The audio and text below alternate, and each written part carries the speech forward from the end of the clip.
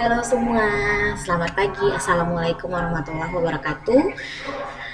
Apa kabar semuanya anak ibu? Semoga semuanya dalam keadaan sehat ya. Nah, sebelum kita memulai pembelajaran kita hari ini, ada baiknya kita berdoa menurut agama dan kepercayaan kita masing-masing. Berdoa dimulai.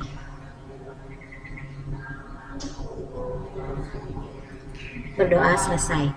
Nah, eh, di pertemuan 6 kita kali ini, kita masih mempelajari tentang otomatisasi tata kelola kepegawaian dan langsung saja ya kita mulai. Nah, jadi di bab 3 ini, judulnya adalah memahami peraturan perkawinan pegawai. Adapun kompetensi dasarnya, yang pertama memahami peraturan perkawinan pegawai, dan yang kedua melaksanakan pengelompokan peraturan perkawinan pegawai.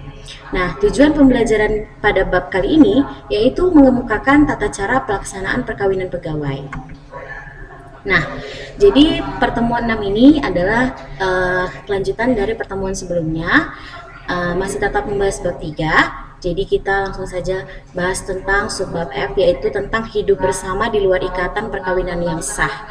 Jadi yang pertama, PNS itu dilarang hidup bersama di luar ikatan perkawinan yang sah. Yang kedua, yang dimaksud dengan hidup bersama di luar perkawinan yang sah itu adalah melakukan hubungan sebagai suami istri dengan wanita yang bukan istrinya atau dengan pria yang bukan suaminya, tapi seolah-olah merupakan suatu rumah tangga. Kemudian subbab G, yaitu asas-asas yang berkaitan dengan perkawinan pegawai sesuai dengan Undang-Undang Nomor 1 Tahun 1974. Jadi asas-asas tersebut itu meliputi yang pertama, tujuan perkawinan adalah membentuk keluarga yang bahagia dan kekal. Kedua, suatu perkawinan adalah sah bila mana dilakukan menurut hukum dan agama atau kepercayaannya. Ketiga, menganut asas monogami. Keempat, calon suami atau istri harus telah matang jiwa raganya. Kelima, mempersulit terjadinya perceraian. Dan keenam, hak dan kedudukan istri adalah seimbang dengan hak dan kedudukan suami, baik dalam kehidupan berumah tangga atau bermasyarakat. Nah, kemudian kita masuk ke subbab H, yaitu syarat-syarat perkawinan bagi PNS. Jadi ini ada terbagi 3. Yang pertama, perkawinan bagi PNS. Nah, tujuan perkawinan itu adalah untuk membentuk keluarga yang bahagia, kekal, dan sejahtera. Oleh karena itu, dalam undang-undang dianut prinsip mempersukar terjadinya perceraian sebagaimana yang telah dijelaskan dalam Undang-Undang Perkawinan Nomor 1 Tahun 1974. Nah, pengaturan perkawinan dan perceraian bagi PNS ini dapat dijumpai dalam Peraturan Pemerintah Nomor 10 Tahun 1983 tentang izin perkawinan dan perceraian bagi pegawai negeri sipil. Atas dasar pokok pikiran yang disebutkan itu, maka dalam rangka meningkatkan disiplin pegawai negeri sipil dalam melakukan perkawinan dan perceraian, maka seorang PNS itu diatur dalam undang-undang. Kemudian pegawai negeri pada Polri. Jadi yang dimaksud pegawai negeri pada Polri ini, istilah polisi itu sepanjang sejarah ternyata mempunyai arti yang berbeda-beda. Kemudian fungsi kepolisian itu tentunya berkaitan erat dengan tugas dan wewenang lembaga kepolisian yang dilaksanakan untuk mencapai tujuan dan terbentuknya lembaga. Nah, pegawai negeri pada Polri ini menjalankan tugas dan wewenangnya di seluruh wilayah negara Republik Indonesia, khususnya di daerah hukum, dan pegawai negeri pada Polri ini ditugaskan sesuai dengan peraturan perundang-undangan. Kemudian ada perkawinan bagi PNS pada Polri. Nah, anggota yang akan melangsungkan perkawinan, yang akan bercerai ataupun yang akan rujuk kembali dengan memperhatikan ketentuan-ketentuan yang berlaku dan dilaksanakan sesuai dengan tuntutan agama yang dianutnya. Nah, langkah-langkah yang sudah ditentukan dalam perkawinan Polri ini, yang pertama, anggota Polri itu akan melaksanakan perkawinan harus mendapatkan izin terlebih dahulu dari pejabat yang berwenang. Kemudian yang kedua, izin kawin baru dapat diberikan oleh pejabat berwenang setelah mendapat pengesahan dari pejabat agama di lingkungan Polri. Kemudian yang ketiga, izin kawin pada prinsipnya diberikan kepada anggota jika perkawinan atau pernikahan itu memperlihatkan prospek kebahagiaan dan kesejahteraan.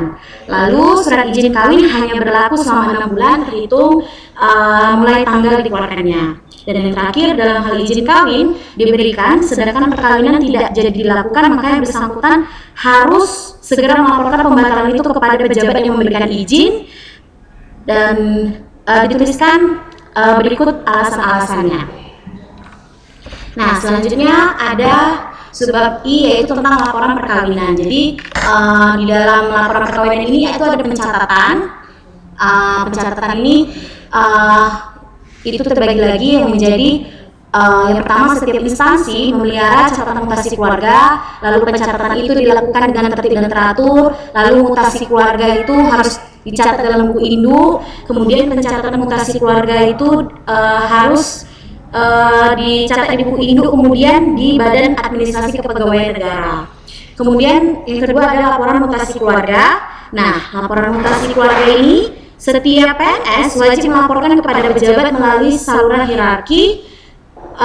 Mutasi keluarganya yang pertama, laporan perkawinan pertama dan laporan perkawinan PNS yang telah menjadi duda atau janda, lalu laporan perceraian, lalu ada laporan perkawinan PNS yang beristri lebih dari seorang, lalu ada laporan perkawinan PNS wanita yang menjadi istri kedua, ketiga atau keempat dari pria yang bukan PNS, lalu ada laporan kelahiran, pertambahan anak, laporan kematian anak, dan laporan kematian istri atau suami dilampiri dengan surat keterangan kematian. Lalu yang ketiga ada daftar keluarga PNS. Sebelum berlakunya peraturan pemerintah nomor 10 tahun 1983. Jadi ini adalah laporan perkawinan. Selanjutnya kartu istri suami. Jadi secara umum kepada setiap istri PNS diberikan karis, sedangkan setiap suami diberikan karsu. Jadi setiap PNS itu, setiap istri PNS itu punya karis, dan setiap suami yang istrinya PNS itu diberikan karsu. Lalu yang kedua, karis atau karsu itu adalah kartu identitas istri atau suami PNS dalam arti pemegangnya istri dan suami sah. Lalu ketiga, karis atau karsu itu berlaku selama yang bersangkutan menjadi istri atau suami sah dari PNS. Yang keempat, apabila seorang PNS berhenti sebagai PNS tanpa hak pensiun, maka karis atau karsu yang telah diberikan kepada istri atau suami dengan sendirinya tidak berlaku lagi. Nah, demikianlah materi pelajaran kita hari ini. Jika ada yang belum jelas, kamu bisa tanya Ibu melalui chat WA pribadi maupun chat tanya jawab di situs daring. Kemudian sebelum kita mengakhiri pembelajaran kita hari ini, ada baiknya kita berdoa menurut agama dan kepercayaan kita masing-masing. Berdoa dimulai. Berdoa selesai. Oke anak-anak, terima kasih telah menyempatkan waktunya untuk menonton video pembelajaran kali ini. Semoga video ini bermanfaat buat kalian semua. Dan jangan lupa tetap kerjakan tugasnya, jaga kesehatan, dan selamat pagi. Assalamualaikum warahmatullahi wabarakatuh.